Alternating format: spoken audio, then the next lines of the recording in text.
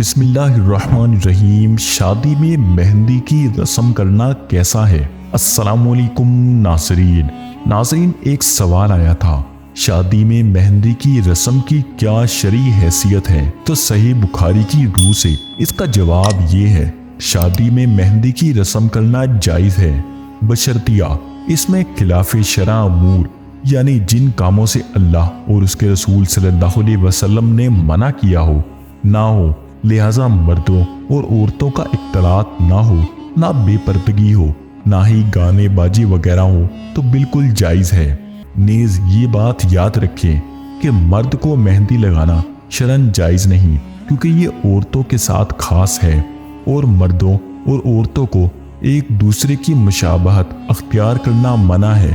حدیث مبارکہ میں ہے، رسول اللہ صلی اللہ علیہ وسلم نے عورتوں سے مشابہت کرنے والے مردوں اور مردوں سے مشابہت کرنے والی عورتوں پر لعنت فرمائی ہے۔